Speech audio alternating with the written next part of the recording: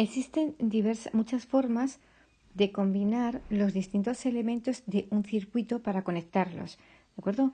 Desde los más sencillos, que pueden ser circuitos en serie, que consiste en combinar todos los elementos seguidos uno detrás de otro. Luego tenemos los circuitos en paralelo y luego tenemos los circuitos mixtos, que es una combinación de serie y paralelo. Estos son los más comunes y los más sencillos. Vamos a ver cómo son las distintas formas de conectarlos. Vamos a comenzar con los circuitos en serie, ¿vale? Entonces, este tipo de circuitos son de la forma siguiente. Tenemos los distintos dispositivos conectados unos detrás de otros. Son los dispositivos. Se van a clasificar según conectemos los dispositivos. Entonces, se conecta uno detrás de otro. De tal manera que esta sería una resistencia, 2 y 3. Esa es la principal característica. Luego, otra característica es que por todos los elementos del circuito va a circular la misma intensidad. Esa es otra característica. Por todos los dispositivos. Y la última característica es que si un dispositivo falla, entonces todo el circuito deja de funcionar porque queda en circuito abierto. Vamos a ver qué significa esto de que se nos queda en circuito abierto. Vamos a poner el ejemplo de bombillas, ¿de acuerdo? Tenemos una bombilla, otra, vamos a poner 3 bombillas que están conectadas a una pila. Entonces, al estar en serie, por todas las bombillas va a circular la misma intensidad. Si ahora falla, por ejemplo, la bombilla 2, vamos a ver qué es lo que ocurre. Si falla la bombilla 2, ya no va a permitir el paso de la corriente, porque la corriente eléctrica tiene que pasar por todas las bombillas y al fallar la bombilla 2 ya no puede circular la corriente eléctrica. Esto se llama circuito abierto. Los electrones ya no pueden ir del polo positivo de la pila al polo negativo. Ya no hay un flujo de electrones. ¿Esto cuándo ocurre? Por ejemplo, en las bombillas de Navidad. Cuando nos compramos en Navidad esas bombillas tan chulas, las guardamos para el año siguiente y cuando las sacamos de repente no funcionan. No funcionan y tenemos que ir revisando una a una.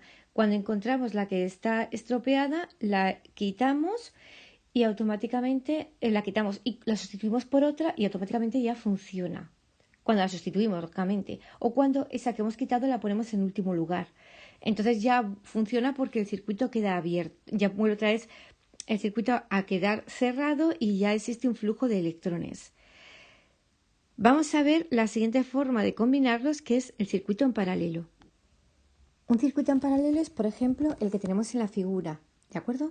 Los dispositivos se conectan en diferentes ramas de un hilo. Cuando llegamos al punto que pinto aquí en naranja, ahí el hilo conductor se bifurca en 2 ramas y cuando llegamos al siguiente punto que pinto en naranja, las ramas se vuelven a conectar en un mismo punto. O sea, las cargas están conectadas en diferentes ramas. Hay varios caminos para que circule la corriente eléctrica. O sea, si yo tengo una corriente eléctrica que recorre el circuito, cuando llega al primer punto que he pintado con naranja, parte de esa corriente circulará por la rama superior, que la vamos a llamar I sub 1, y parte de esta corriente circulará por la rama inferior, que la llamamos I sub 2, de tal manera que la corriente, al llegar al primer punto naranja, se va a bifurcar. Y cuando llegue al segundo punto naranja se va a volver a unir. En este punto se va a unir I sub 1 e I sub 2 para volver a ser I. ¿De acuerdo? Por tanto, ¿qué observamos rápidamente? Que la intensidad no va a ser la misma en cada una de las ramas, a no ser que las dos resistencias sean iguales, ¿vale? Si una de las resistencias deja de trabajar, pues ya el circuito continúa trabajando igual.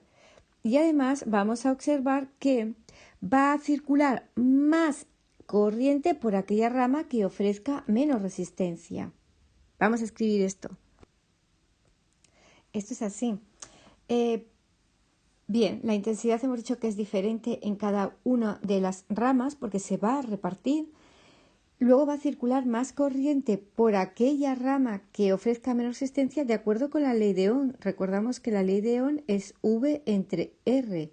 Cuanto más pequeño sea el denominador, cuanto más pequeño sea el valor de la resistencia, más grande va a ser el valor de la intensidad. Esto es de acuerdo a la ley de Ohm. Y por último, que hemos dicho que si un dispositivo no funciona, el resto continúa funcionando. Pensad en el circuito de lámparas que tenemos en clase.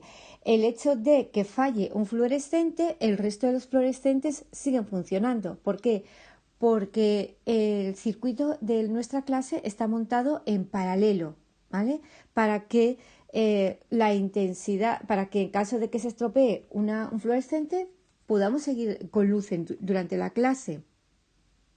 Mira, este último punto le podemos ver así. Supongamos que tenemos el primer circuito en el cual están dos resistencias unidas en paralelo. Cuando llegan a este punto, por la parte superior no va a pasar absolutamente nada, porque como se ha estropeado, deja de pasar corriente. Va a venir esa intensidad, va a venir exclusivamente por la rama inferior, ¿vale? Que llegado a este punto, vuelve otra vez al circuito. Con las bombillas, que es exactamente el mismo caso que podemos tener en nuestra casa también, en las bombillas del pasillo de nuestra casa. Si supones que tenemos dos bombillas dentro del pasillo, el hecho de que se funda una, el resto sigue funcionando. O pensemos en la lámpara del salón, que está formada por 5 bombillas. Esas 5 bombillas no están unidas en serie una detrás de otra, están unidas en paralelo, de tal manera que cuando se estropea una bombilla, pues el resto sigue funcionando. ¿Por qué? Porque no pasa la corriente, no está en serie, ¿de acuerdo? Están en paralelo, como es este caso. Bien, hay una cosita que no he comentado, es que jamás podemos conectar entre los dos extremos de un dispositivo un único cable. Jamás. ¿Por qué no lo podemos hacer? Esto se llama cortocircuito, porque este dispositivo no funcionaría. La bombilla no se encendería, sino que hace lo que popularmente conocemos, se saltan los plomos, ¿vale? O salta el chivato, salta el dispositivo de protección, el GP. Es un cortocircuito. Toda la corriente derivaría exclusivamente por la rama que no tiene ningún tipo de elemento conectado. Esto no se puede hacer, es un cortocircuito. De la misma manera que cuando tenemos un circuito eléctrico y no está conectado, esto se llama circuito abierto. Bien, vamos a ver el último caso de cómo conectar los distintos elementos del circuito, que es la combinación serie paralela, que no vamos a ver este año, pero que sepáis que existe. Es una combinación de la siguiente forma. Tenemos una serie de elementos, unos están conectados en serie y otros están conectados en paralelo.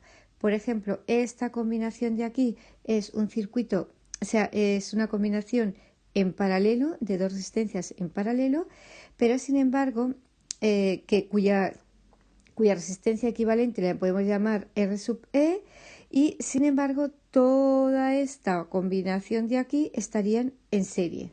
Bueno, este es un circuito que no vamos a ver este año, un tipo de circuito que no vamos a ver este año, ¿de acuerdo? Con esto ya por hoy vale.